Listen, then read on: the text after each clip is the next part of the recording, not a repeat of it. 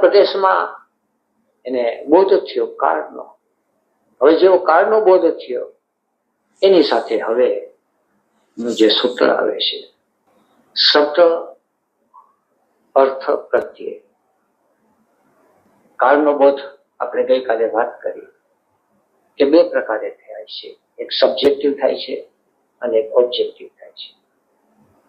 નિરોધ સમાધિ અને એકાગ્ર ચિત્ત જ્યારે બની જાય છે સંપૂર્ણપણે, ત્યારે કાલાતીત દશાની અંદર ચાલ્યો જાય છે. એ કાળની ઉપર ઉઠી ગઈ એટલે સમગ્ર કાળ એને વર્તમાન દેખાય છે. એક મોટર ગાડીની અંદર આપણે બેઠા છીએ. મોટર ગાડીની અંદર રસ્તો કપાતો જાય. જે રસ્તો કપાઈ ગયો એ અતીત થઈ ગયો અને જે રસ્તો આવી રહ્યો છે, મોટર ગાડીમાં બેઠા છે એની આપણને પ્રતીતિ નથી. એટલે થાય છે એવું કે ભવિષ્યકાળ અને ભૂતકાળ રસ્તો કપાતો જાય છે. પણ મોટર ગાડીમાંથી બહાર નીકળીને ઝાડ ઉપર ચડી જાય તો મોટર ગાડી છે એ રસ્તો કાપતી હોય અને જોતો હોય તો એને ભૂતકાળ અને ભવિષ્યકાળ એક દેખાય છે. આપણે જ્યાં સુધી શરીરના અને મનના પ્રદેશમાં છીએ ત્યાં સુધી કાળની અસર નીચે છીએ. એટલે શરીરની અવસ્થા એક આપણે દ્રષ્ટાંત દ્વારા એક ત્રણ શેરીઓ છે. હવે એક અગાસીનો ઉપરનો વિભાગ છે, એમાં ઊભા છીએ, 3 અગાસી છે અને એમાં એક આપણે વરરાજા નીકળે છે, એમાં 3 શેરીઓ છે. હવે એક શેરીમાં આવે છે તો એમ કે છે કે આવ્યું, આગળની શેરીમાંથી વયું ગયું તો એ કે વયું ગયું એટલે ભૂતકાળ, અને આગલી શેરી છે એમાં હજી આવશે. આ 3 પ્રોસેસ અગાસી વાળા માટે 3 પ્રોસેસ એક છે. અગાસીમાં જે ઊભો છે એને 3 શેરી અત્યારે દેખાય વર્તમાનમાં જ. એમ આ ચિત્તના પ્રદેશમાં આપણે જ્યારે જીવી છીએ ત્યારે આપણે અગાસી ઉપર છીએ અને ભૂત ભવિષ્ય જે છે એ શેરીઓ છે અને એ શેરીઓ એને ઉપરથી દેખાય છે. એટલે એનો સંયમ કરવાથી કેમ ભૂત અને ભવિષ્યનું જ્ઞાન થાય છે, એ જે કહેવા માંગે છે એ આ સંદર્ભ છે. જે શરીર ની અંદર 5, 15, 20 વર્ષ ચાલ્યા ગયા, હવે શરીર જુવાન થયું, કોઈનું શરીર વૃદ્ધ થવા માંડ્યું, કાળ પણ શરીરને થાય છે. એ રીતે મન છે તો એને બધો કાળ છે. કારણ કે મનની અંદર 1990ની સાલ, 91ની સાલ, 92ની સાલ, 93ની સાલ, ગઈકાલ, આજે આ તારીખ થઈ, આજે આ તારીખ થઈ, એ મનની અંદર કાળ છે. પણ જેવો ચિત્તના પ્રદેશમાં જાય છે ત્યારે આખો ખેલ છે એ દેખાય છે. મોટર ગાડીની બહાર નીકળી. હવે ચિત્તના પ્રદેશમાં કાળ નથી. આપણે એમ કે મનના પ્રદેશમાં કાળ છે, ચિત્તના પ્રદેશમાં કાળ નથી. અને આપણે અત્યારે જે કામ કરવા માંગીએ છીએ સાયકોલોજી ઉપર, એમાં સમય છે કે નથી?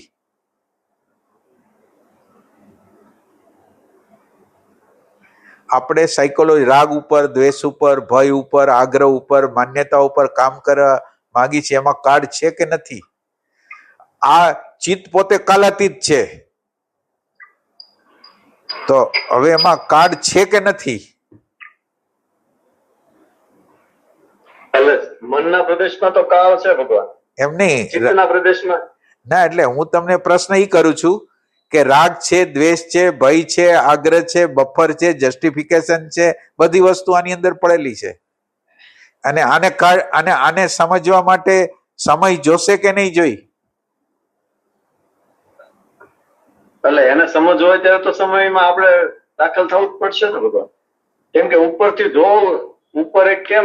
જોવે છે ત્રીજી માળની બિલ્ડિંગ ઉપર. હા, હવે એને જોવા માટે તો એ સમયના ફેક્ટરની અંદર જ દાખલ થવું પડશે ને. એ આપણે આ ભાઈ કંઈક કહેવા માંગે છે. ઓલા ભાઈ કોણ? હેમાંશુભાઈ કંઈક કહેવા માંગે છે. એટલે ભગવાન હેલો, હા બોલો. એટલે ભગવાન જ્યારે આ વસ્તુ પ્રગટ થતી હોય અને ત્યારે જો સેપરેશન થી ચિત્તના પ્રદેશમાં રહીને જોઈને જોઈએ તો ત્યાં આગળ કાળનું કોઈ નિર્માણ છે નહીં. તો અત્યારે જ પ્રગટ થયું, અત્યારે જ દેખાઈ ગયું અને સમજાઈ ગયું. પણ જો એની હારે આઈડેન્ટિફાઈ કરીને પછી એમાં કોઈ બફર મૂકીએ કે પછી કોઈ પણ મનની ઓલી રીતે કરીએ કે હજી તો આટલું બધું છે, આમાં વાર લાગશે, તો કાળનું નિર્માણ થઈ જશે. એટલે બરાબર છે, તમે બોલ્યા એ બરાબર છે. એમાં સમયનું નિર્માણ કેવી રીતે થાય છે એમાં? એટલે અત્યારે મારી અંદર સપોઝ કોઈ આગ્રહ પ્રગટ થયો, હવે આગ્રહ ને જોતા મને મારી અંદર જો એવું લાગે કે ભાઈ આ તો કેટલા બધા જન્મોનું છે, કેટલા ટ્રેકોનું છે, આ તો બહુ વાર લાગશે, ધીમે ધીમે થશે, તો કાળ નિર્માણ થઈ ગયું.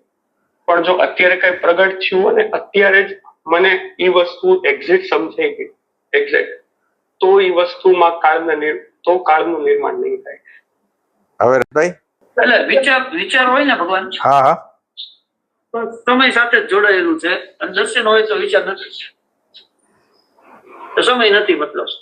એટલે કેવી રીતે સમય નથી? બરાબર સમજાઈ ગયું તમને. સમય કયા રૂપમાં નથી ને ઈ બતાવવાનું છે. સમય કયા રૂપમાં છે અથવા નથી. એટલે જનરલ શું હોય છે? જનરલ આપણી અંદર શું હોય છે? જયારે પ્રશ્ન થાય ને, રાગ થાય, દ્વેષ થાય, ભય થાય, ઘૃણા થાય, તો પેલું પ્રથમ તો આપણે સમયનું નિર્માણ એમ કરી છીએ કે આ ન હોવો જોઈએ, આ હું ઘણા વખતથી સાધના કરું છું તોય આને આવે છે, તો આ બધું સમય છે. આ બધું સમય છે, કારણ કે આમાં કોઈ કામ કરવાની પ્રક્રિયા તો ચાલુ નથી થતી. ભૂતકાળના વેલ્યુએશન છે એ આપણને ભૂતકાળ જ દોરી રહ્યો છે, એટલે એક સમય ભૂતકાળનો સમય છે આની અંદર.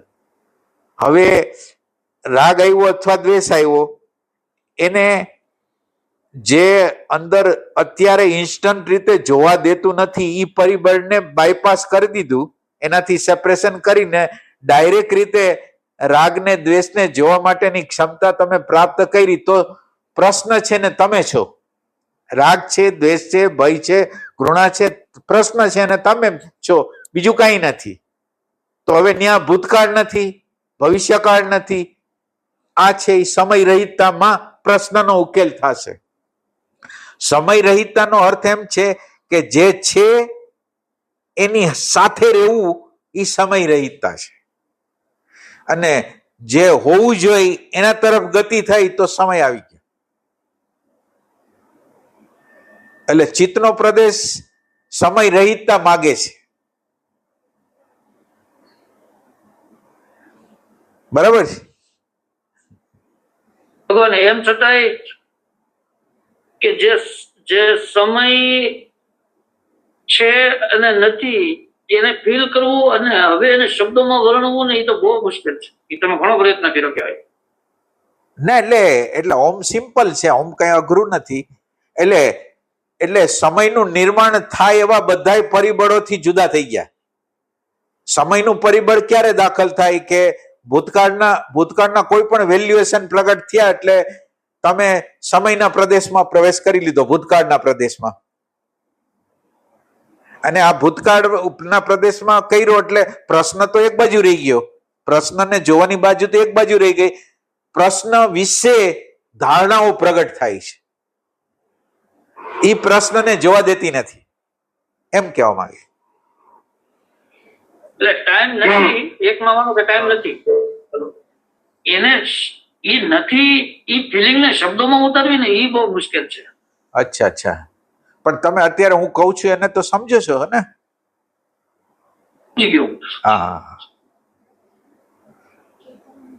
કેતનભાઈ બોલો. કેતનભાઈ, તો મને એવો એક વિચાર આવે છે, રજૂ કરું તો શરીરથી જે અહંકાર વચ્ચે ઇન્દ્રિય ને અંતઃકરણ ને બધું છે, એમાં ચિત્ત પાસે જ એક એવો વોલેટાઇલ નેચર છે કે જો એને કેળવવામાં આવે તો એ ચિત્ત છે એ ચૈતન્ય કે હાજરી બની જાય તરત જ, અને નહીં તો એ આ પ્રકૃતિમાં જોડાઈ જાય.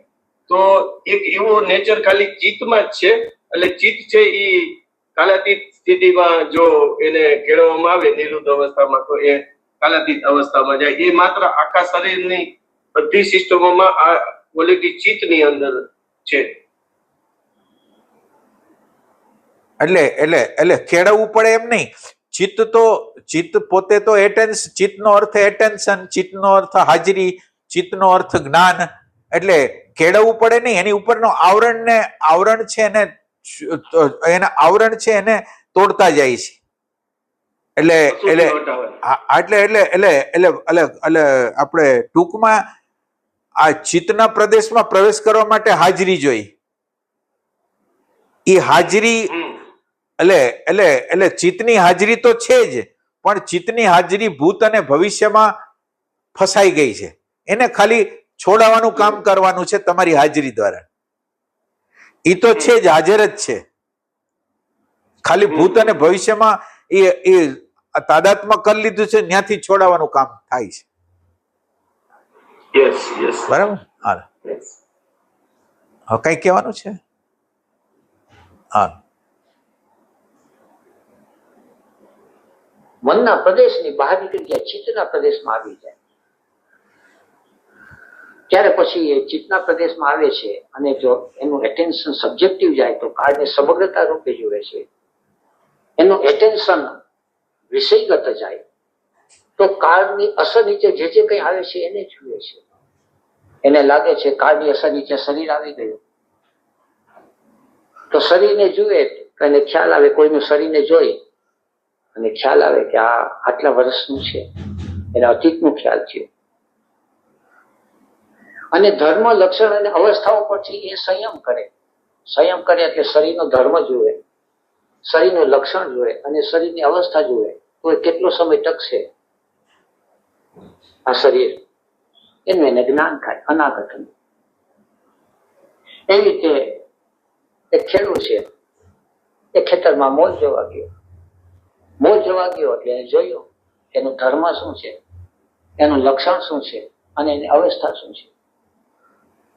એને જોયું કે આ ઝાડ છે આટલા વખતનું છે, કે આ છોડ છે, ઘઉંનો છોડ વાવ્યો છે, 2 મહિનાનો થયો છે અને આવી પરિસ્થિતિ છે. એટલે છોડ જોઈને કહી દે કે આ 2 મહિનાનો છે અને 2 મહિના ટકવાનો છે. આમાં શું કહેવા માંગે છે? ભૂત અને ભવિષ્યને બતાવે છે ખેડૂત. શું કહેવા માંગે છે? એટલે ભગવાન આમાં એમણે કીધું કે જયારે ખેડૂતના દ્રષ્ટાંત એવું કીધું કે જે પાક છે એની ઉપર સંયમ કરે, એટલે એને ધ્યાન, ધારણા, સમાધિ, એટલે એને એનું ભૂત ભવિષ્ય શું છે અને હવે ક્યાં સુધી રહેશે એનો એને અંદાજ, એનો એને ખ્યાલ આવી. અને આવી રીતે એમણે શરીરનું પણ કીધું કે શરીરને કોઈ જોવે તો ખબર પડે કે આટલા વર્ષનું છે અને હજી આટલા સમય ટકશે. એ રીતે એમણે ભૂત અને ભવિષ્યનો સંદર્ભ કીધો. એટલે સંયમ, આ સંયમની પ્રક્રિયા સમજાય છે બધાને? સંયમની પ્રક્રિયા છે. હે ભગવાન સંયમની સમજાય છે? થોડો પ્રકાશ પાડો ભગવાન. એટલે તમે વિચાર કરો, કેટલા એને માનો કે એનું પોતાનું એટેન્શન આ જે વૃક્ષોમાં, વનસ્પતિમાં નાખેલું છે, પોતાનું એટેન્શન નાખેલું છે અને એટેન્શન નાખવા દ્વારા એટેન્શન નાખ્યું છે, એટેન્શન દ્વારા ધ્યાન કરેલું છે અને સમાધિ પ્રાપ્ત કરેલી છે. એના દ્વારા એને ખબર પડે કે આટલી આ વસ્તુ આટલા સમયની છે, એટલે અત્યારે કેટલા ઉંમરની છે અને હવે કેટલો સમય ટકશે. આ જે છે એ ટકશે, 2 મહિના પહેલા ઉગાડેલી છે અને 2 મહિના ટકશે અને પછી એનો નિવૃત્ત થશે. તો આ એને સંયમ દ્વારા પ્રાપ્ત કરેલી વસ્તુ છે. દાખલા તરીકે એક પહેલાના જમાનાની અંદર તડકાના આધાર ઉપર લોકો નક્કી કરી લેતા કે અત્યારે 2 વાગ્યા છે, 3 વાગ્યા છે, 4 વાગ્યા છે. તો એને ધ્યાન, એટલે ધારણા કરી, ધ્યાન કર્યું અને સમાધિ કરી, એટલે એને આખું એનું રહસ્ય અત્યારે કેટલા વાગ્યા છે, કેમ છે એની ખબર પડી ગઈ છે. એમ કહેવા માંગે છે. બરાબર. હવે સ્વામીને હા, ડુંડું જોઈને મહાવીર સ્વામી કીધું કે એટલે ઓલે પૂછ્યું કે આમાં કેટલા દાણા આવશે, તો કે આમાં 8 દાણા આવશે. એટલે ઓલે ભાંગીને ઘા કરી દીધો. અને પછી થોડાક સમય પછી કઈક એવું થયું, વરસાદ પડ્યો અને એ પાછું ઉગ્યું. એટલે આમ એને એમ કે મહાવીર સ્વામીને ખોટા પાડી દેવા. પછી ભગવાન 8 જ દાણા આવ્યા. બરાબર. આ રીતે આ સંયમ કહેવાય. સાચી વાત છે. એટલે ભવિષ્યની ઘટના અત્યારે એને દેખાઈ ગઈ, એ ટાઈપની વસ્તુ. સંયમનો અર્થ એટલે સંયમનો અર્થ એમ છે કે તમે કોઈ પણ વસ્તુની અંદર ધારણા કરો છો, ધ્યાન કરો છો અને એની અંદર એકાકાર થઈ જાઓ છો. ચાહે ડાન્સમાં હોય, ચાહે ચિત્રમાં હોય, સંગીતમાં હોય. એટલે તમે ધીરે ધીરે ધારણા કરો છો, ધારણાને પછી એકાગ્રતા, એટલે ધારણાની શક્તિ વધારો છો એટલે ધ્યાન, અને એની અંદર એકાકાર થઈ જાઓ છો એટલે સંગીતનું જ્ઞાન, નૃત્યનું જ્ઞાન, ચિત્રનું જ્ઞાન તમારી અંદર પ્રગટ થાય છે. એ આ બારની બાજુની સમાધિ છે, બારની બાજુનો સંયમ છે, એ ટાઈપની વસ્તુ. કૃષ્ણમૂર્તિ જયારે ઓલા ગુનામાં નાતા હતા અને લેગ બીટરે જોયું એટલે 1 સેકન્ડમાં એને કહી દીધું કે આ જગતનો શંકરાચાર્ય બનશે, જગતગુરુ બનશે.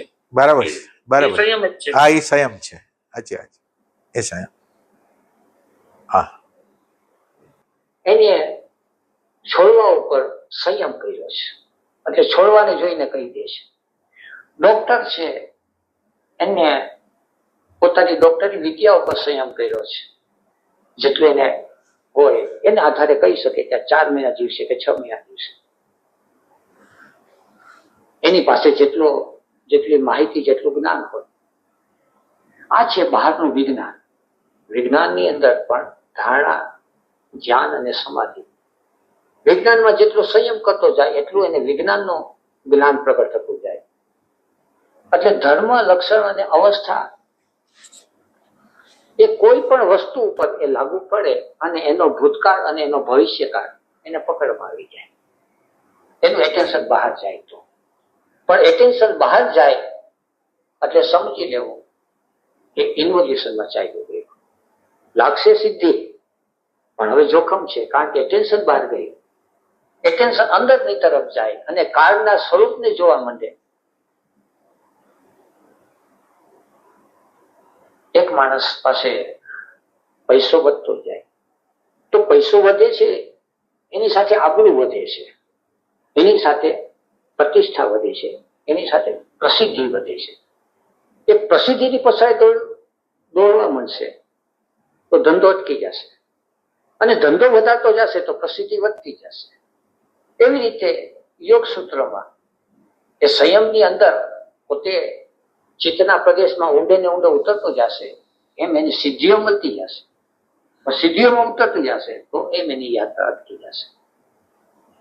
આ એને કાળના 2 સ્વરૂપ દેખાય. એક સ્વરૂપ કાળનું વાસ્તવિક સ્વરૂપ, એ કાળ જેવું કઈ છે જ નહીં, માત્ર હોવાપણું જ છે, શુદ્ધ વર્તમાન. અને એની અંદર આ બધું થઈ રહ્યું છે. આ ધરતીની અંદર માણસો જન્મે છે ને મરે છે, ધરતીમાં શું?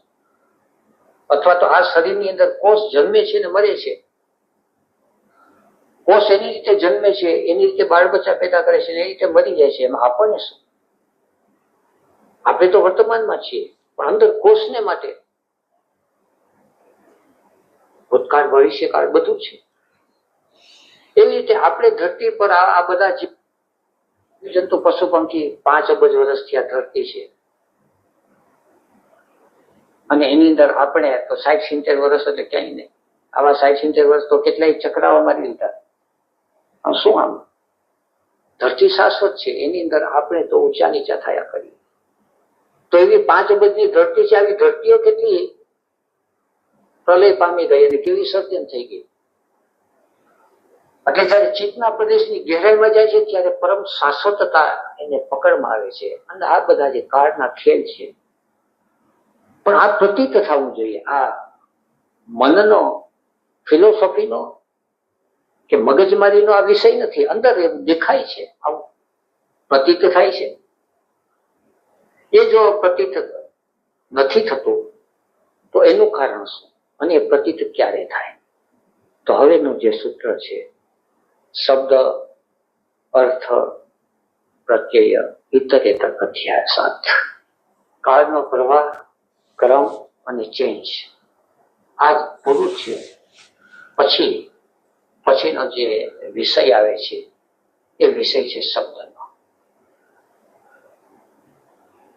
શબ્દ એક અદ્રશ્ય સત્તા છે કે જે સર્વને સાંકળી લે છે. જો શબ્દ ન હોત તો એકબીજા વચ્ચે કોઈ સેતુ ન હોત, બધા અલગ અલગ હોત. શબ્દ આપણે જેને સમજીએ છીએ એ તો અત્યારે હું ગુજરાતી શબ્દ બોલું છું, જ્યારે પતંજલિ જે શબ્દ ઉપયોગ કરે છે તો એ ઉપયોગ છે તન્માત્રાના. તન્માત્રા એટલે જસ્ટ વાઇબ્રેશન, ચિત્તના પ્રદેશમાં ઉઠતું વાઇબ્રેશન, તરંગ.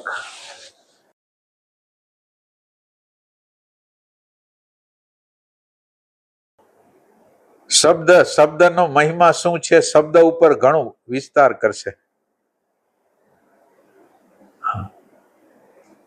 થઈ રહ્યો છે એ પ્રત્યય. શબ્દ છે એ બે પ્રકારના છે. બહારથી આવે છે તે અને ભીતરથી ઉઠે છે તે. બહારથી જે આવે છે એ પણ મન અને મગજ ગ્રહણ કરે છે, અને ભીતરથી ઉઠે છે એ પણ મન અને મગજ ગ્રહણ કરે છે. પેલા બહારથી આવતા શબ્દને આપણે સમજીએ. અત્યારે હું બોલું છું, ટેપ રેકોર્ડમાં ટેપ થાય છે. હું બોલું છું એ શબ્દ, ટેપ પોતે છે એ અર્થ, અને એની અંદર જે ટેપિંગ થઈ રહ્યું છે એ પ્રત્યય. એવી જ રીતે બહારથી શબ્દ આવે છે, પક્ષીનો અવાજ આવે, મારો અવાજ તમારા કાનમાં જાય, મશીનનો અવાજ આવે, આ બધા છે એ આપણી અંદર જાય છે.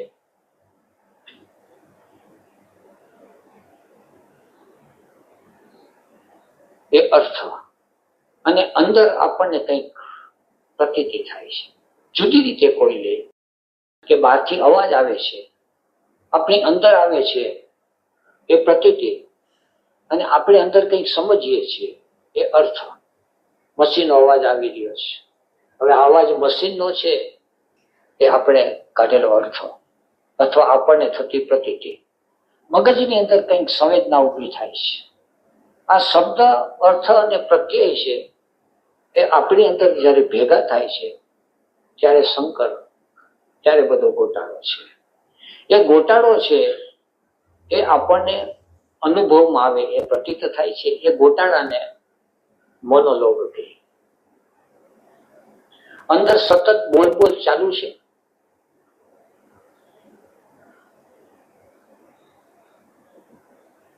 હવે બોલ ચાલુ છે એ પેલા તો દેખાવું જોઈએ.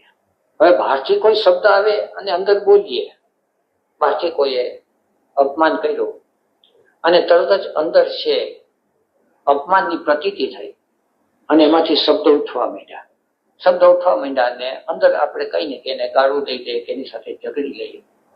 બહારથી જરા પ્રેમ થયો અને અંદર પ્રેમાલાપ શરૂ થઈ ગયો. બહારથી કંઈ પણ ઇમ્પલ્સ આવે છે અને અંદર છે એ સક્રિયતા થવા માંડી છે. હા, પ્રતીતિ થાય છે. આ જે પ્રતીતિ થાય એટલે દેશબંધ ચિત્તસ્ય ધારણા. આ ધારણા થઈ, અંદર મોનોલોગની પ્રતીતિ થવા માંડી. એ પ્રતીતિ થાય ત્યારે એ ખ્યાલ આવે છે કે બહારથી કઈ ઇમ્પલ્સ નથી આવતી, છતાં અંદરથી બોલ ચાલુ છે.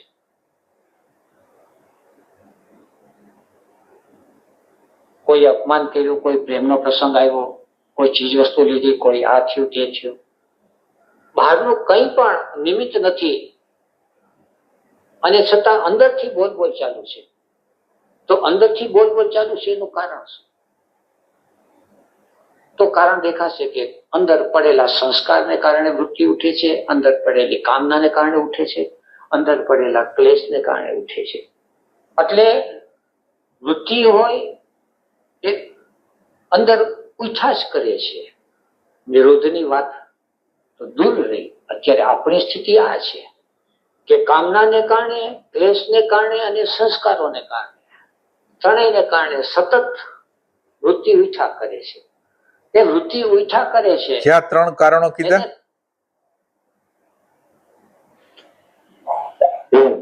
કામના, ક્લેશ અને સંસ્કાર. ક્લેશ અને ક્લેશ અને સંસ્કાર. બરાબર. વૃત્તિ એટલે ઈ આમ ચક્કર પહેલા જ કરે, જેવો થયો ને એ વારે વારે આવે છે. વૃત્ત એટલે આપણે માનીએ કે વર્તુળ, ના, વર્તુળમાં ફેરા કરે છે એ વૃત્તિ.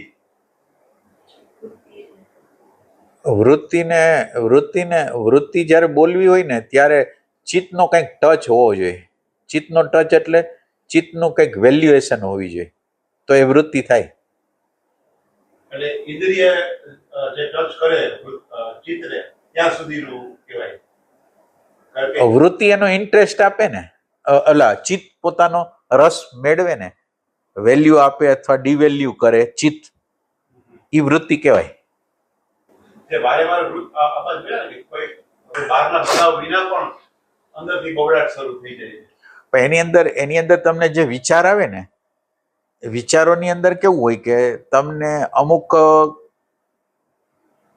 એની કન્સર્ટ જ ન હોય, કાંઈ સંબંધ ન હોય, તમને એને કંઈ ઇમ્પોર્ટન્ટ ન હોય, એટલે એ એવા પ્રકારના વિચારો હોય. અમુક પ્રકારના વિચારો હોય, કંઈક બનાવ બન્યો એના અનુસંધાનમાં હોય તો એક અલગ પ્રકારે હોય. એટલે વિચારોનું એક વસ્તુ અલગ છે. વિચારો છે એ મગજની નિપજ છે, ઇન્ટેલેક્ચ્યુઅલ સેન્ટરની નિપજ છે. ત્યારે વૃત્તિ છે એ ઇન્ટેલેક્ચ્યુઅલ સેન્ટરમાંથી જે વિચારો પેદા થાય છે એને વેલ્યુ ડિવેલ્યુ કરે છે, ઈ છે, ઈ વૃત્તિ છે. તમે સમજો કે નહીં ખબર નહીં. આપણે વૃત્તિને હું બીજા અર્થમાં વાસનાની વૃત્તિ એ અર્થમાં વધારે કરતો છું. ના કે ના, આપણે જે પણ વારે વારે જે ઉઠે છે આપણે જોઈ છીએ એ વિચાર છે. એમ નહીં, વારે વારે ઉઠે છે એ તો વિચારો જ છે. વિચારો અને વૃત્તિઓ વચ્ચેનો ડિફરન્સ સમજો. વિચારોની અંદર જ્યારે વેલ્યુ ભળે એટલે વૃત્તિ બની જાય. વેલ્યુ એટલે ડિવેલ્યુ, જે કાંઈ હોય, ગમો અણગમો જે હોય. અને એને વેલ્યુ ન હોય તો વિચાર આવતા બંધ થઈ જાય. ના, તો વિચાર તમને ઇફેક્ટ ના આપે. રજીસ્ટર ન થાય. હા, એ રીતે આમાં ચિંતન કરજો બધા બીજો. એટલે દાખલા તરીકે કોઈ આપણું અપમાન કર્યું છે અને એ વિચાર આપણી અંદર આવે છે, તો વિચારની અંદર એક ઇમોશન ભળી જાય છે અને એની અંદર રાગ દ્વેષ પેદા થઈ જાય છે. એને આપણે વૃત્તિ કહી છે. અંદરનું ચિત્ત છે એ ભટકા કરે છે.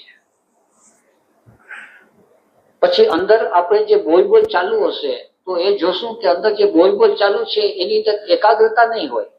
ગમે તે બોલ ચાલુ હશે, ક્યાંથી ક્યાં સરકી જાય, ક્યાંથી ક્યાં સરકી જાય, અને એની આપણને પ્રતીતિ થતી નથી. ક્યારેક એવી પ્રતીતિ થાય, બોલ કરીને એમ થઈ જાય કે આ શું અંદર ગોટાળો ચાલી રહ્યો, અંદર એકદમ ઘોંઘાટ વધી જાય. ત્યારે તો અંદર માંડ આપણે જાગીએ છીએ કે આ બધું શું થઈ ગયું છે. જયારે એને પ્રતીતિ કે આટલો બધો અંદર વહાપો ચાલે છે એનું કારણ શું છે, તો પેલું એને કારણ દેખાય છે કે કામનાઓ. તો કામનાઓ કોની છે, શું છે? એટલે પછી પતંજલિએ કીધું છે કે જ્યાં સુધી વૈરાગ્ય દશા એટલે કામનાઓમાં ચિત્ત ભટકતું હશે ત્યાં સુધી આ ઉહાપો ચાલુ જ હશે. સરોવરની અંદર કાંકરા નાખ્યા કરીએ અને આપણને એમ થઈ જાય કે સરોવર શાંત થઈ જાય તો કઈક પ્રતિબિંબ દેખાય. કાંકરા નાખ્યા જ કરીએ, જાતની કામનાઓ ઉઠા જ કરે છે, એ પકડમાં નથી આવતું. એ પેલા વાર પ્રતીતિ થાય. ત્યારે પતંજલિ તો યમ નિયમ આસન પ્રાણાયામ પ્રત્યાહારની વાત કર્યા પછીની વાત, એટલે આપણને એ વાત સમજવી થોડી મુશ્કેલ એ માટે પડે છે. મુશ્કેલ એ માટે પડે છે કે પતંજલિ જેને શબ્દ, અર્થ અને પ્રત્યય કે છે જુદા છે. અમુક શબ્દ જે ઉઠે છે એ ચિત્તના પ્રદેશમાંથી ઉઠે છે. પછી એ શબ્દ છે એ વાણીના રૂપમાં હોય, સ્વરના રૂપમાં હોય, નાદના રૂપમાં હોય. એને આપણે ત્યાં વાણીના રૂપમાં હોય એને આપણે સૂત્ર કીધા કે શ્લોક કીધા, ઉપનિષદના શબ્દો મીઠા છે. તો એ ક્યાંથી મીઠા? એ મનમાંથી નથી આવ્યા કે શબ્દો મીઠા છે. કોઈ કાવ્ય હોય છે, અમુક કાવ્ય મનના હોય છે, તો અમુક કાવ્ય આવે છે ચિત્તના પ્રદેશમાંથી. અમુક મંત્રો હોય છે, તો મંત્રો ક્યાંથી ઉઠે છે? ઓમ, રીમ, ક્લીમ, બધા બીજ મંત્રો છે. અમુક સ્વર ઉઠે છે, એ સ્વર ક્યાંથી ઉઠે છે? તો એ બધા ચિત્તના પ્રદેશમાંથી. અરે આ એક ચિત્તના પ્રદેશમાંથી ઉઠતા તરંગો અને મનમાંથી, એ બે વચ્ચેનો ભેદ શું છે? એમ ચિત્તમાંથી ઉડતી વસ્તુ અને મનમાંથી ઉડતી વસ્તુ વચ્ચેનો ડિફરન્સ શું છે?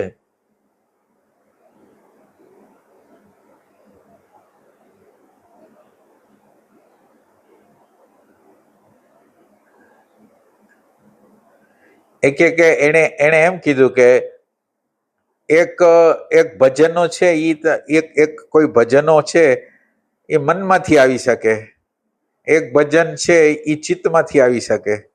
તો બે વચ્ચે શું ડિફરન્સ હશે?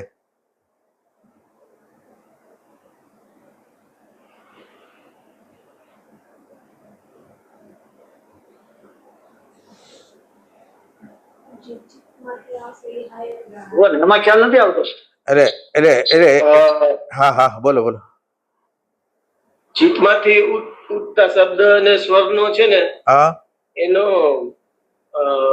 શાશ્વતતા સાથે સંબંધ આવે, તરંગો તનમાં. અને મનમાંથી ઉઠતા શબ્દ છે એ તરત જ એનું મતલબ એનું અસ્તિત્વ નથી.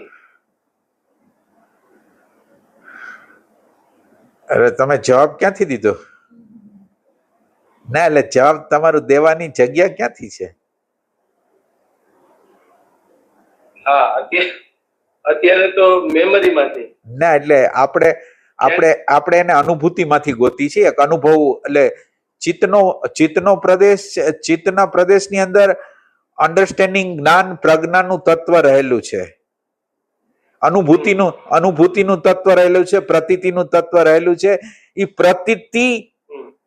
પ્રતીતિ એને જે આંતરિક પ્રતીતિઓ થઈ છે એની અભિવ્યક્તિ છે. ઓલી કલ્પના મને જે બનાવેલી વસ્તુ છે એ કલ્પનામાંથી આવે છે.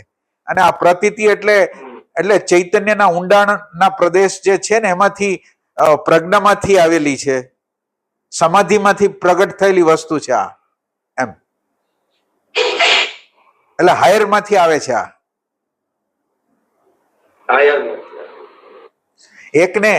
એકને આત્માનો અનુભવ થયો અને એની જે પ્રતીતિ થઈ અને એના શબ્દો આવ્યા. એક વ્યક્તિને કાલ્પનિક રીતે જે એની અંદર ઓલા આપણે શું કહેવાય ઇન્ફોર્મેશનના શબ્દો હતા એની ગોઠવણી કરીને એને ભજન બનાવી નાખ્યું. તો બે વચ્ચેનો ફરક છે. એસેન્શિયલ સેલ્ફને જે ટચ થાય એ આપણે પરાવાણી કહી છે, અને બાકી તો જોડકણા થઈ ગયા એ રીતે.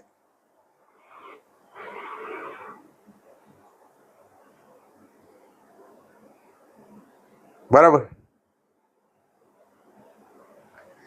અત્યારે તમે લોકો બધા જેટલા સમજો છો ને એ ઇન્ટેલેક્ચ્યુઅલી સમજો છો. હજી એટલે એકચ્યુઅલ સમજવા માટે એને ટચ કરવો પડશે, એટલે આપણે બાકી રાખી છે એને.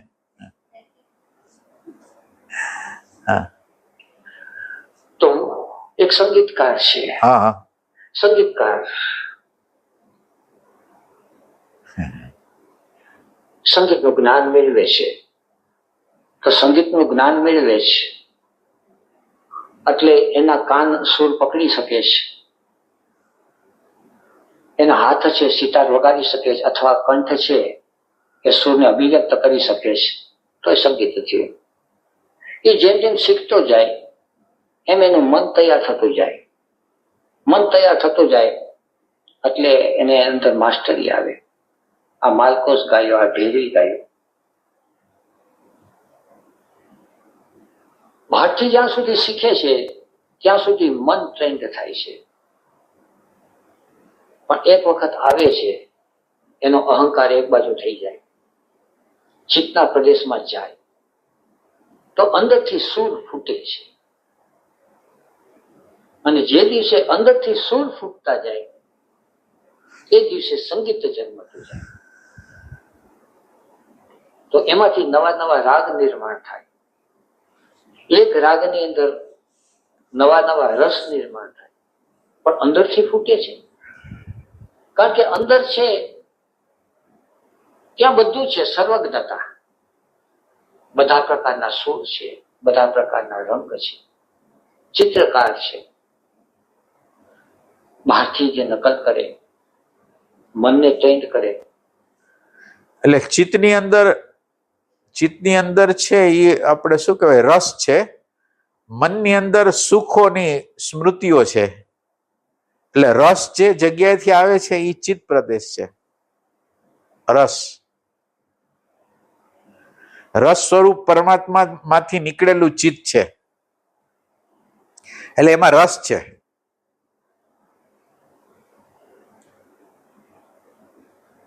કમ્પોઝિશન અને કલર મેચિંગ કરે એ બધો મનનો ખેલ. અને રસ જે છે એ તમારું એસેન્સ હોઈ શકે.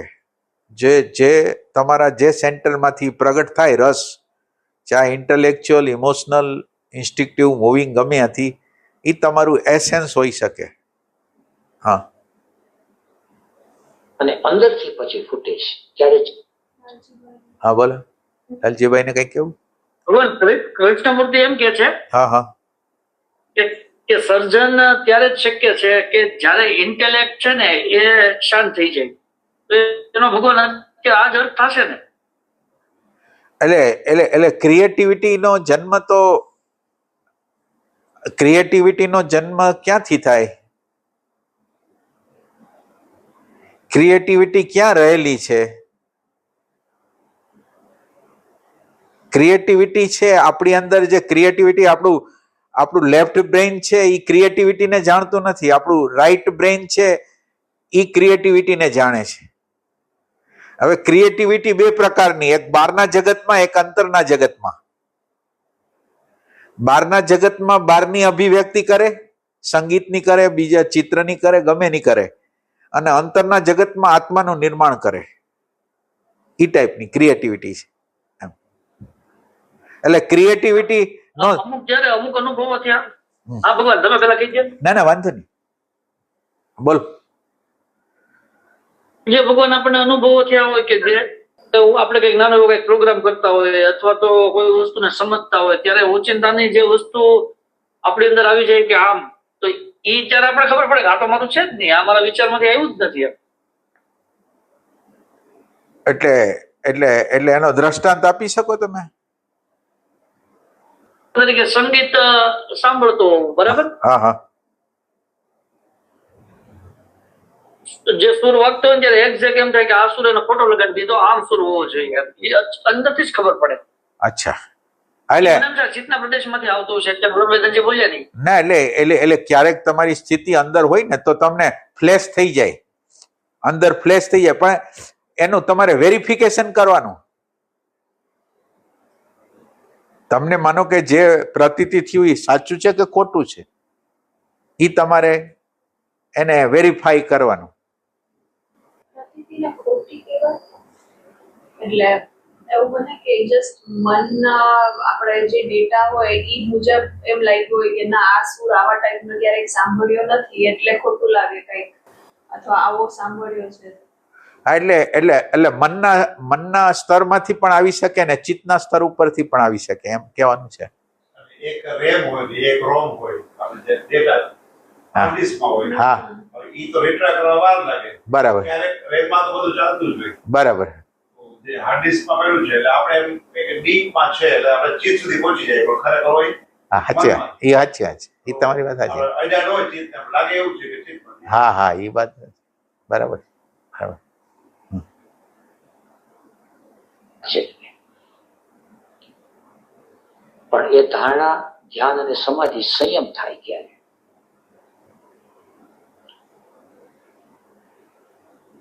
વાજિંત્ર પહેર્યું છે, સિતાર છે, તો સિતારની અંદર સુર છુપાયેલા છે, પણ સિતારમાંથી સુર પ્રગટ કોણ કરે છે? પછી સિતારની અંદર તો એક જ પ્રકારનો સુર છુપાયેલો છે, અમુક જ પ્રકારનો. હાર્મોનિયમની અંદર 2-3 પ્રકારના સુર છુપાયેલા છે, નર સુર છે, માદા સુર છે, ખરજ સુર છે, અમુક પ્રકારના. અને હવેના યુગની અંદર તો આ લોકો કહે છે કેશિયો જેવું, એની અંદર તો સિતારે વાગે, વાયોલિન વાગે, તબલા પણ વાગે, ડ્રમ પણ વાગે, અનેક પ્રકારના એની અંદર સુર છુપાયેલા પડ્યા.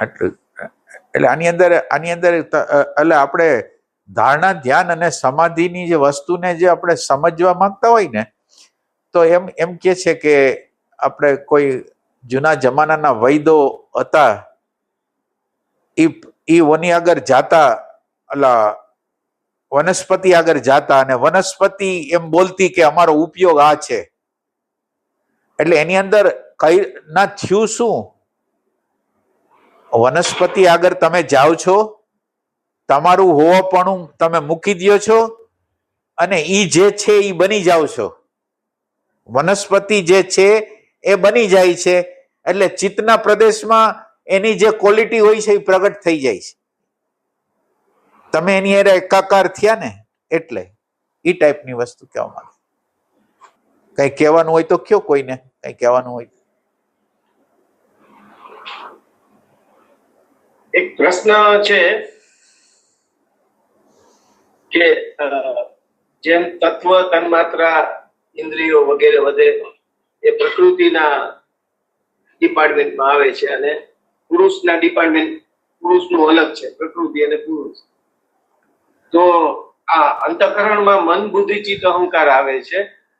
તો મન, બુદ્ધિ અને અહંકારને એક તરફ આ એ પ્રકૃતિના ભાગમાં ગણી લેવામાં, જ્યારે એક આ બધામાં ચિત્ત જ એવું છે કે જેની અંદર આ વિશેષતા છે કે એ શુદ્ધ પુરુષ શુદ્ધ થઈ નિરુદ્ધ અવસ્થામાં રહી તો એની શુદ્ધ વર્તમાનમાં હાજરી થઈ જાય અને એ ચૈતન્યની સાથે સંપર્કથી વ્યવહારમાં આવે. તો આ બધા તત્વોમાં ચિત્તની અંદર જ આ વિશેષતા મૂકવામાં આવી છે, એવું ખરું? એનું કારણ? હા, ચિત્તમાં મૂકવામાં આવી છે, બરાબર છે, એ બરાબર છે. એટલે શક્ય હોય ત્યાં સુધી ચિત્ત વિશેનો જે વ્યવહારિક, આપણે શાસ્ત્રોક્ત નહીં, શબ્દનો નહીં, કલ્પનાનો નહીં, પણ જેટલું બની શકે એટલું ચિત્તનું અનુસંધાન કરવું જરૂરી થઈ જાય. એટલે ચિત્તનું અનુસંધાન એટલે વર્તમાન. તમે જેટલું વર્તમાનમાં આવો આ ક્ષણમાં, પછી શ્વાસના નિમિત્તે આવો, હૃદયના નિમિત્તે આવો, ગમે તે નિમિત્તે આવો, પેલા તમારે કંઈક આધાર લેવો પડશે. એ આધારથી તમે ચિત્ત પ્રદેશની અંદર પ્રવેશ કરી શકશો. એમ. બહુ સરસ, બહુ સરસ સર. હા, બહુ સરસ, અતિશય સરસ. હા, થોડોક રસ લેશો ને એટલે તમને ઇન્ટરેસ્ટ થશે, તમને થોડું થાય છે ને. હા, બસ ધીરે ધીરે. એમ કે આપણે સાધના કયા પ્રકારની કરવી આપણને ખ્યાલ આવે કે આપણે સાધના શું કરવાની છે. ઓલું આપણે હાવ જનરલ જાતા હોય કે આ સાધના. સંસ્કારો કેવી રીતે બને છે એની કંઈક વાત કરી હતી. 3 રીતે કેવી રીતે બને છે? 3 રીતે ભગવાન સંસ્કારો બને. એક પહેલું છે રિપીટેશન, એમાં પુનરાવર્તન થાય. કોઈ પણ વસ્તુ વારંવાર થાય તો એ સંસ્કાર એનો બની જાય આપણી અંદર. પછી બીજું છે ડ્યુરેશન મીન્સ કે કાળ. હવે એ છે ને, એના પર આપણે કઈ કેવું અત્યારે ઉચિત નથી, કારણ કે હજી એને એક્ઝેક્ટ સમજવું પડશે કે એ એકચ્યુઅલ શું કહેવા માંગે છે. અને ત્રીજી વસ્તુ છે ઇન્ટેન્સિટી, એટલે કે તીવ્રતા. એટલે તીવ્રતાનો આપણે તમે કાલે ક્લિયર કરાવી દીધું કે કોઈ પણ એસેસ છે ને એ આના માધ્યમથી બનતું હોય કે કોઈ વિષયની અંદર જયારે ઇન્ટેન્સિટી થઈ જાય. તો એકાદું આપણે એનું ઉદાહરણ લઈએ કે માનો કે જયારે કપિલ દેવ ક્રિકેટ રમતા હતા, અથવા તો સચિન તેંડુલકર, અને એ પછીના લોકોએ એને જયારે રમતા જોયા અને એની અંદર એવી ઇન્ટેન્સિટી ઉભી થઈ કે આવું ક્રિકેટર બનવું છે, અને જે એની અંદર એસેન્સ થઈ ગયું. તો આ ત્રીજા પ્રકારનો સંસ્કાર બતાવ્યું કે ઇન્ટેન્સિટી થી બને. પણ હવે ડ્યુરેશન વાળું છે એ એક જરાક જોવાનું ના એટલે આપણે ત્રણેય ફરીથી જોશું, જ્યાં આપણે પછી વ્યવસ્થિત રીતે જોશું. લખેલા શબ્દ છે, કોઈ કહેવાયેલા શબ્દ છે. લખેલા શબ્દ અને કહેવાયેલા શબ્દ એની એક મજા છે. કહેવાયેલો જે શબ્દ છે, જે શબ્દ કહેવામાં આવે છે એની અંદર તરત વિરમી જાય છે. અત્યારે કીધું એ વિરમી ગયું. તો શબ્દ છે એ વિરમી જાય છે એ પેલા જ્યાં જ્યાં સંભળાય છે, જ્યાં જ્યાં જેને પ્રતીત થાય છે ત્યાં એનો અર્થ અને પ્રત્યય મુક્તો જાય. કોઈએ સંગીત ના સ્વર છેડા જેને સાંભળ્યા એની અંદર કોઈ અર્થ પ્રગટ થયો, એને શાંતિ વળી, સુખ મળ્યું, એની અંદર ઉત્તેજના આવી, જેવા પ્રકારનું સંગીત, જેવા પ્રકારના સ્વર, અને વિલીન થઈ ગયું. શબ્દ છે એ વિલીન થવા માંડ્યા, ઘસાવા માંડ્યા, ક્ષય થઈ ગયા. એટલે શબ્દ એ કંટ્રોલ લીધો મૂવિંગ સેન્ટર ઉપર. મૂવિંગ સેન્ટર ઉપર કંટ્રોલ લીધો એટલે શબ્દમાંથી અક્ષર બન્યો. હવે શબ્દ છે એ બોલવામાં થયો એટલું નહીં, એ લખવામાં આવ્યો. શબ્દ લખાઈ ગયો એટલે હવે કાળ એને આધીન થયું. બોલાયેલા શબ્દ છે એ તો જે સ્પેસમાં છે એ સ્પેસમાં વિરમી જાય છે, પણ લખાયેલા શબ્દ છે 1000, 2000, 5000 વર્ષો સુધી અથવા ક્યાં સુધી. અત્યારે પતંજલિના શબ્દ છે એ અક્ષર રૂપે છે, ઉપનિષદના શબ્દ છે અક્ષર રૂપે છે. વાણી ક્યાંક બોલાયેલી, ક્યાંક લખાયેલી. અને હવે તો સંસ્કૃતિ વધતી જાય છે આગળ ને આગળ. લખવાના સાધનો વધતા જાય છે એટલે શબ્દ છે એ વધુ ને વધુ અક્ષર બનતો જાય છે.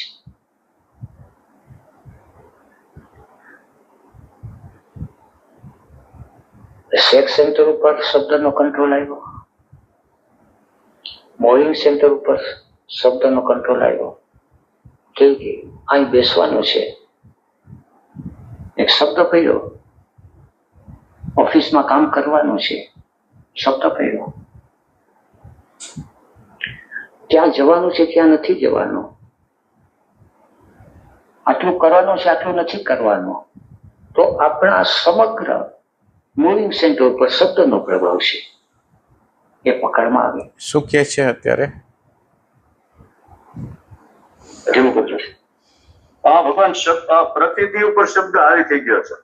કાલે જે આપણે વાત કરી હતી ભગવાન બ્રહ્મવેદાંતજીએ, કે બાકી બધા જે પશુ પક્ષીઓ છે એની અંદર છે એ આહાર, નિંદ્રા, ભય અને મેથુન, એની પ્રતીતિ થાય એટલે એ રીતનો એનો જે સ્વર છે એ ગુંજે છે, અને પ્રતીતિ થાય ત્યારે જેવું થાય છે.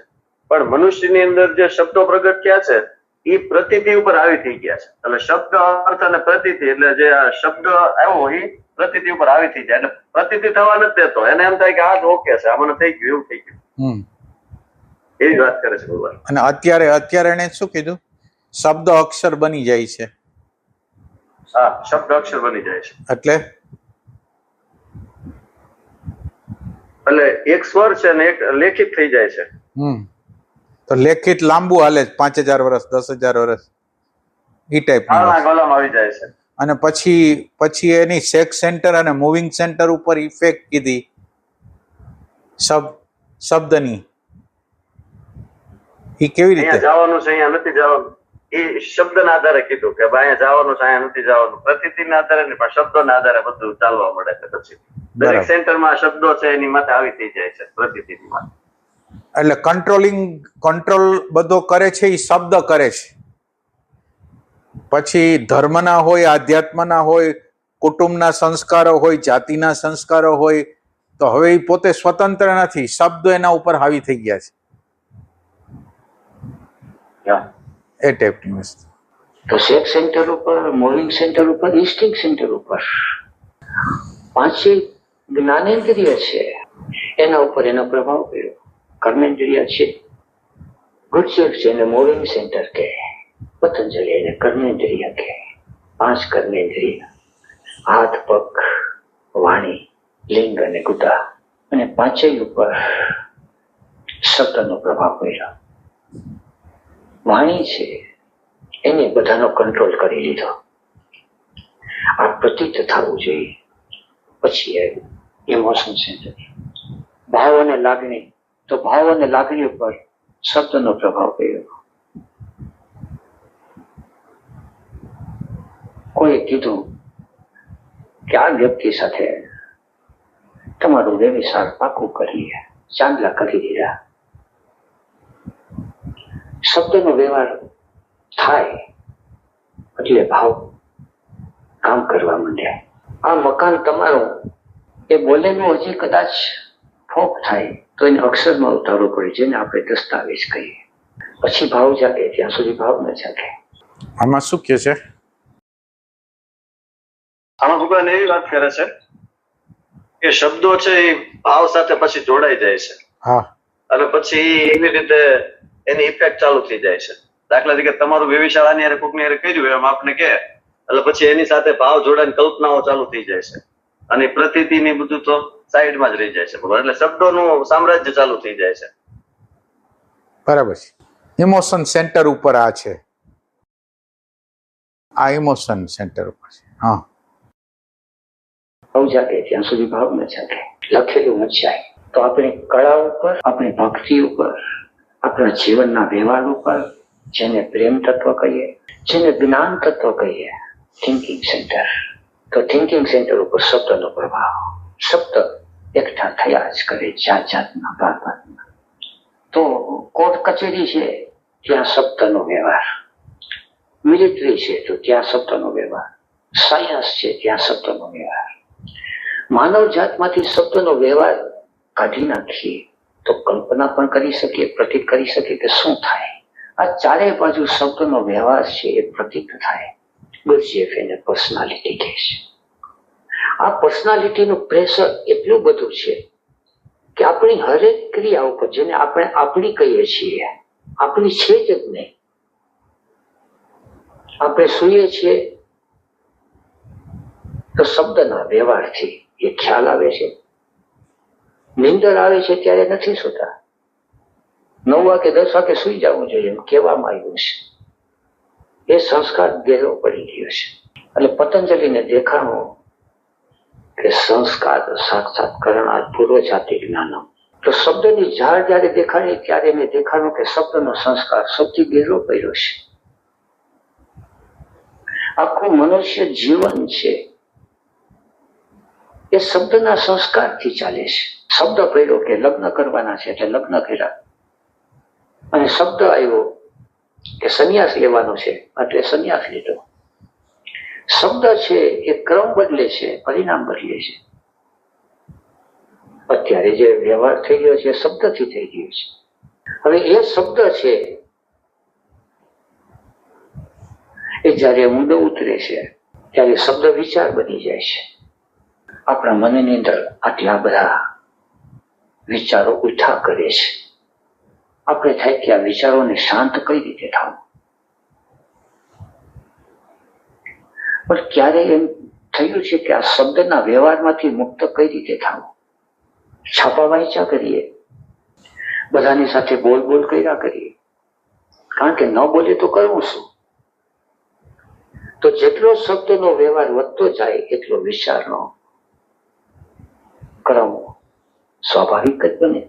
એટલે ઘણા છે કે નિરીક્ષા દશા થવું હોય તો મૌન લઈ લે, સહયોગી થાય થોડોક, પણ શબ્દ માત્ર બહારથી જ આવે છે એવું તો નથી. શબ્દ ભીતરથી પણ ઉઠે છે. એટલે જેવો મૌન લેવા જાય તો અંદરથી શબ્દ ઉઠા કરે. મૌનમાં એ વધુ પ્રતીત થાય. અંદરનો મોનોલોગ છે, અંદર બોલ બોલ બોલ બોલ છે એ ચાલુ થાય. 1 દી 2 દી 5 દી ના મૌનથી કે 21 દિવસના મૌનથી, પણ મૌનની અંદર ધારણા ધ્યાન કરે છે. મૌનની અંદર એ પોતે પ્રતીત કરે છે. મૌન લેવાનો બેસવાનો હેતુ શું? કારણ કે શબ્દનો વ્યવહાર જ્યાં સુધી ચાલે છે ત્યાં સુધી મૌન ઘટિત થવાનું નથી. આગલું જે સૂત્ર હતું, શબ્દ અર્થ પ્રત્યય યા નામ ઇતરેતર અધ્યાસાત, તો બહારથી આવેલા શબ્દ એના અર્થ આપણે બધાએ પોતપોતાને, ચોકલેટ શબ્દ છે તો બાળકને મન અર્થ જુદો છે, જાહેર ખબર વાળાને મન જુદો છે, ફેક્ટરી વાળાને મન જુદો છે. કંદોઈની દુકાને મીઠાઈ વેચાતી હોય તો કંદોઈને મન અર્થ જુદો છે મીઠાઈનો, મીઠા માણસને મન અર્થ જુદો છે, લગ્ન પ્રસંગ વાળાને મન જુદો છે. તો સામે જે દેખાય છે વસ્તુઓ બધી, એ દરેક વસ્તુઓની પછવાડે દરેકના અર્થ અલગ અલગ છે, અને એને માટે એક શબ્દ અને અનેક અર્થ, અને એક અર્થ અને અનેક શબ્દ ઇતરેતર અધ્યાસાત. આ શું કીધું? આ બધો ગોટાળો છે, અને આ બધો ગોટાળો છે. શું કે છે આમાં? શું કીધું? એટલે ભગવાન આમાં એમણે વાત કરી કે મીઠાઈ એક જ વસ્તુ છે, પણ એ અલગ અલગ લોકો માટે એનો અર્થ અલગ છે. અને બીજું એમણે એમ કીધું કે એવા પણ શબ્દો છે કે જેનો અર્થ એક જ છે પણ એના શબ્દો અલગ અલગ છે. આ રીતના સંદર્ભમાં એમણે શબ્દ અર્થ બંનેનું કનેક્શન. બીજું શું કીધું તમે? ઓલું શબ્દ એક શબ્દ છે જેના અનેક અર્થ છે. એક શબ્દના જે અનુભવ કરનાર છે એ અલગ અલગ અનુભવ કરે છે, અને એક એક જ ઘણા બધા શબ્દો છે પણ એનો અર્થ એક જ છે. એટલે આપણે એમ કહીએ કે વોટર, પાણી, જલ, હા એ ટાઈપ. એટલે શબ્દો અલગ અલગ છે પણ એનો અર્થ એક જ. પણ ભગવાન એમણે જે મીઠાઈનું દ્રષ્ટાંત આપ્યું એ જ વસ્તુ જલની અંદર પણ થશે ને, કે કોઈ એક વ્યક્તિ છે જે પાણીની બોટલ બનાવવાનો ધંધો કરે છે તો એના માટે જલનો અર્થ અલગ, અને કોઈ વ્યક્તિ છે જેને તરસ લાગી છે એના માટે અર્થ અલગ. જેને તરસ નથી લાગી એના માટે બીજો અર્થ. હા, એના માટે પાણીનો અર્થ બીજો. એટલે પરસેપ્શન ઉપર આધાર રાખશે. હા, એટલે ત્રણ વસ્તુ છે: શબ્દ, અર્થ અને પ્રતીતિ. એટલે અર્થો બધાયના અલગ અલગ હશે, અને અર્થો એકબીજા એટલે એને અધ્યાસ કહે છે એ ટાઈપની અધ્યાસ. હા, હવે આગળ. એ મિકેનિકલ મેન જ્યાં સુધી અંદર બોધ નથી થતો ત્યાં સુધી આ બધા ગોટાળા ચાલુ જ રહેવાના. તો હવે કરવું શું? તો પતંજલિ કહે છે સંસ્કાર સાક્ષાત્કરણા પૂર્વ જાતિ જ્ઞાનમ. તો પહેલા તો સંસ્કારને જોવા પડે. તો શબ્દના સંસ્કાર છે, જો એક બાજુ રહી જાય, બહારથી ઉઠતા શબ્દના સંસ્કાર, બુદ્ધિ એને એમ કે પર્સનાલિટીને એક બાજુ મૂકી દેવાની, એટલે પર્સનાલિટી પેસિવ થાય. પર્સનાલિટી પેસિવ થાય પછી જે નેચરલ છે, એસેન્શિયલ છે, એ એક્ટિવ થાય. અને નેચરલ એસેન્શિયલ જે છે એ છે શરીર છે, એ નેચરલ છે. શરીરની ઇન્દ્રિયો છે એ નેચરલ છે. ઇન્દ્રિયની પછવાડે મન છે, એ મન છે એ નેચરલ છે અને સોશિયલ છે. જોકે ઇન્દ્રિયો પણ એમ જ છે, શરીર ઉપર એના સંસ્કાર પડી ગયા છે, પણ અત્યારે સમજીએ કે હવે પર્સનાલિટી છે એ પેસિવ થઈ ગઈ. તો એટલે ભગવાન એમ વાત કરી આમાં કે ઇન્દ્રિયો ઉપર, શરીર ઉપર અને મન ઉપર બહારથી સંસ્કારો પડી ગયા છે, શબ્દના સંસ્કારો પડ્યા છે, એટલે પર્સનાલિટી બની ગઈ છે. આ પર્સનાલિટી જે બને છે એ બહારના શબ્દોથી, બહારના બધા જે આપણે ડેટા મળ્યો છે એનાથી આ પર્સનાલિટી બની છે. એના સંસ્કારો એની ઉપર પડ્યા છે. જો એ સંસ્કારોને પેસિવ કરી દઈએ, એટલે કે પર્સનાલિટીને પેસિવ કરી દઈએ આપણે, તો ઇન્દ્રિયો છે એ નેચરલ છે, મન છે એ નેચરલ છે, અને શરીર છે એ નેચરલ છે. તો અંદરના એસેન્સના જે સંસ્કારો છે, એટલે કુદરતી સંસ્કારો ચિત્તની અંદર, એ પાછા એક્ટિવ થઈ જશે બધા. એટલે આની અંદર એસેન્સ કોને કહેશું? એસેન્શિયલ સેલ્ફ ની વાત છે ભગવાન. એસેન્સ જે લઈને આવ્યા છું એ, એટલે એસેન્સ તો આપણે જે લઈને આવ્યા છું ભગવાન, એટલે માનો કે જે તમે એસેન્સ લઈને આવ્યા છો એ પ્રકૃતિ છે કે પુરુષ છે? પ્રકૃતિ જ છે ભગવાન.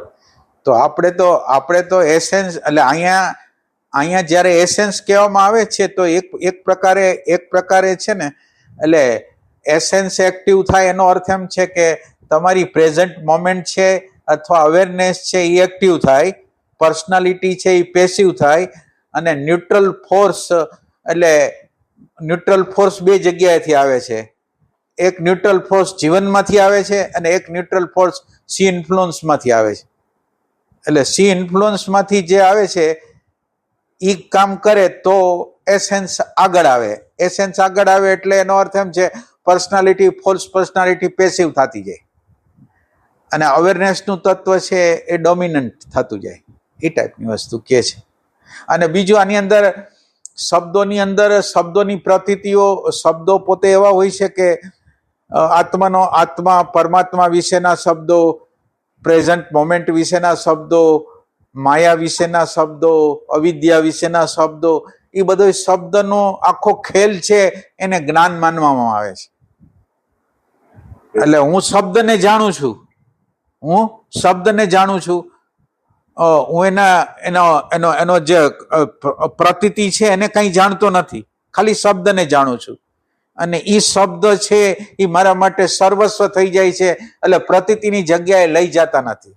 મને એમ ખ્યાલ આવે છે કે શબ્દ દ્વારા મને એમ ખ્યાલ આવે છે કે હું આત્માને સમજી ગયો છું, પરમાત્માને સમજી ગયો છું, વર્તમાન ક્ષણને સમજી ગયો છું શબ્દ દ્વારા.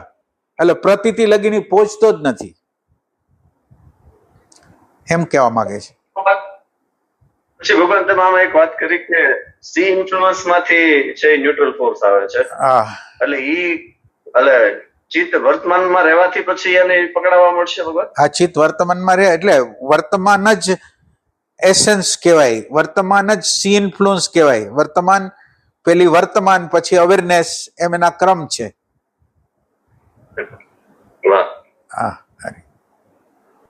આપણે એસેન્સ ની વાત કરી તો આપણે એસેન્સમાં આપણે ઘણી વાર એવી રીતના વાત કરેલી છે. આપણે જે તે સમયે આપણે જેમાં જે બાબતોમાં રસ લીધો હોય, જેમાં રસ લીધો હોય, એનું એસેન્સ બને. એમ તમારે કેવું ને, તો એટલે ઈ એસેન્સ છે ને, એટલે એક એસેન્સ હોય, એક પર્સનાલિટી હોય. પર્સનાલિટી જે હોય છે ને એની અંદર તમને જે રસ હોય છે ને એ હિપ્નોટિઝમ હોય છે. માનો કે પૈસાનો રસ છે, પ્રતિષ્ઠાનો રસ છે, ઇમેજનો રસ છે, કોઈ ગાડીનો રસ છે, તો એ આખું સમાજનું હિપ્નોટિઝમ છે. એટલે પર્સનાલિટી અને ફોલ્સ પર્સનાલિટીની અંદર જે રસ છે એ હિપ્નોટિઝમ છે. હવે આપણે જ્યારે એસેન્સની વાત કરી છીએ ત્યારે એસેન્સ છે એ સ્વયંનો રસ છે, એ બહારનું કોઈ હિપ્નોટિઝમ નથી. મારી અંદર કોઈ પ્રકારનું ચિત્રકારિત્વ છે, ડાન્સ માટેનું છે, સંગીત માટેનું છે, અંદરનું એસેન્સ છે. તો એ છે મારો ઓવન રસ છે, એક વસ્તુ.